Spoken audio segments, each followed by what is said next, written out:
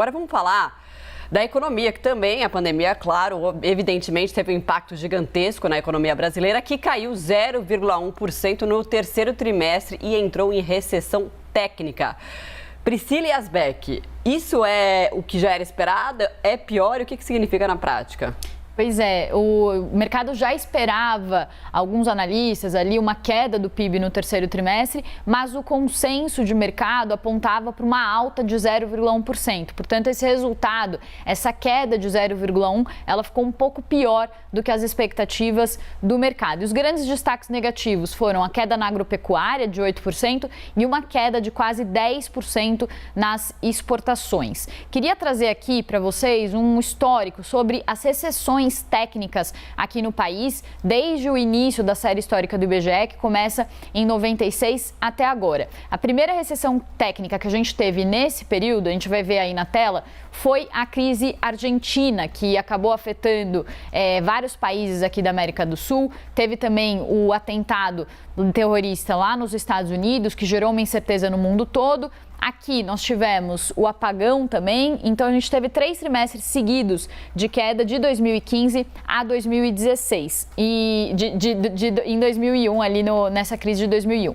Depois a gente teve ali a crise de 2008 a 2009, que foi a crise financeira global, afetou o mundo como um todo, também trouxe uma recessão técnica aqui para o país, quando a gente tem 2 trimestres seguidos de queda.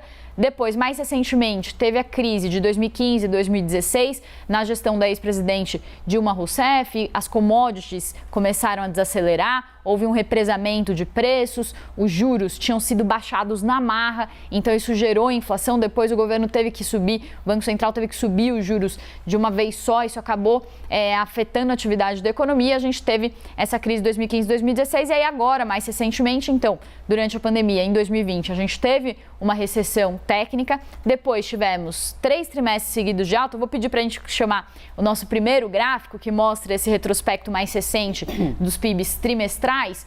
E aí, desde 2016, a gente viu o PIB crescendo muito pouco, uma economia que cresce muito pouco, com essa recessão técnica, então, em 2016, daí a economia vem crescendo um pouquinho, chega em 2020, tem esse tombo muito forte com pandemia. Depois desse tombo muito forte, teve uma alta também forte que veio com a retomada das economias no mundo todo, avanço da vacinação, mas aí a economia então vai perdendo força. O PIB do segundo trimestre, vale falar, o IBGE revisou para 0,4% de queda e agora então esse resultado de hoje de uma queda de 0,1%, economia perdendo força aí, com juros altos, inflação alta, pegando, afetando o consumo, afetando a atividade, mais um contexto de risco fiscal, político e também lá fora não ajudando muito.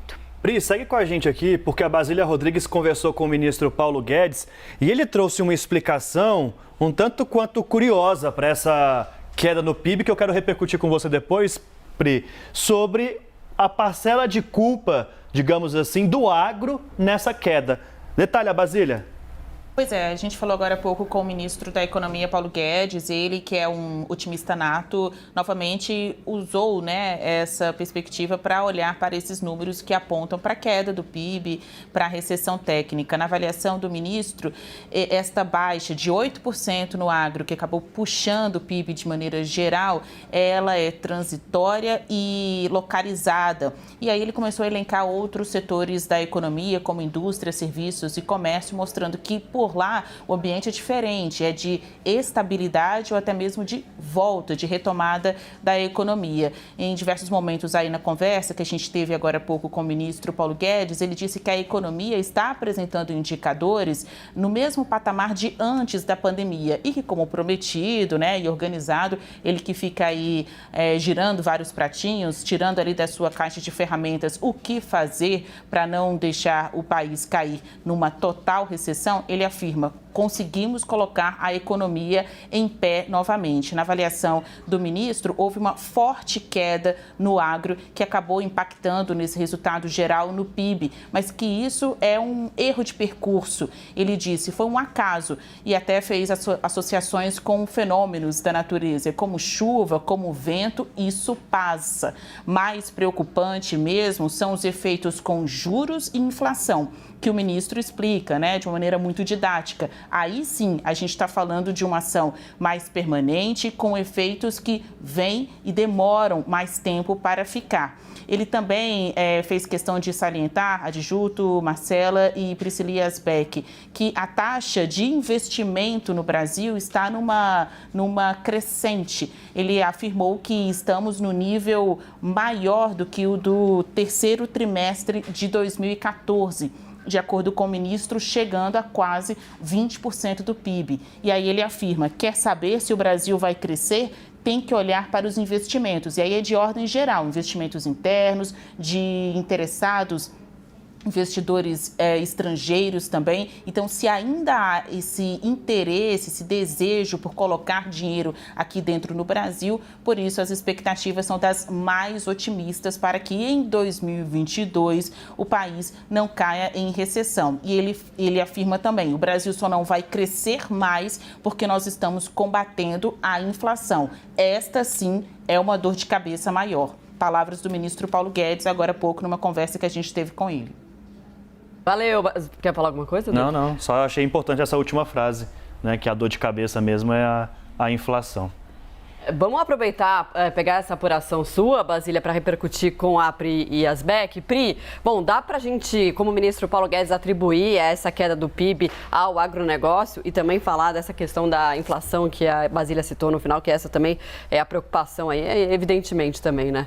Exato. Eu acho que assim, vamos separar algumas coisas aqui. Tem uma questão que eles têm razão, a equipe econômica tem razão, não só o ministro Paulo Guedes, o Adolfo Saxida também falou com a Thaís Herédia, eles estão falando que se não fosse agropecuária, o PIB teria crescido 0,3%, mas isso não faz sentido. É como se eu falasse assim, se eu não estivesse trabalhando, eu estaria de folga. Então a gente tem que trabalhar com os dados concretos. Os dados concretos são, temos sim uma inflação global, temos sim uma inflação muito pressionada aqui, mas vale falar, a Austin Rating divulgou um ranking, a gente vai ver se consegue trazer aqui para o pessoal, mas nesse ranking ele mostra que entre 33 países, o PIB brasileiro está na 26ª posição com o menor crescimento dessas 33 economias. Então a economia brasileira está indo muito pior do que o resto do mundo. Então esse argumento de que o mundo está num momento agora de inflação global, pressionada, ele não cola muito porque se a gente estivesse seguindo na toada do mundo, a gente não estaria aí na 26ª posição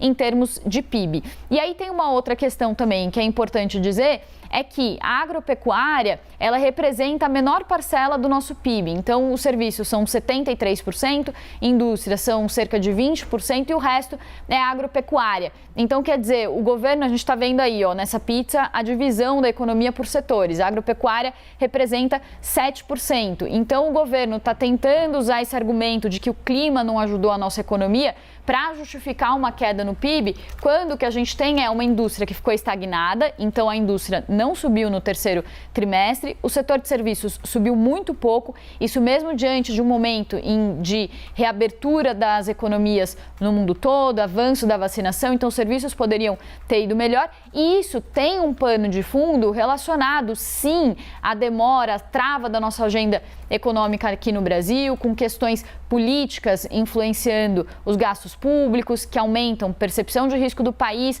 acabam batendo em dólar, acabam batendo em inflação, isso acaba reduzindo o ímpeto de consumo. As pessoas estão vendo preços altos, tiveram queda de renda, a gente viu os dados de emprego saindo nessa semana, taxa de desemprego melhorou um pouco, mas a renda caiu.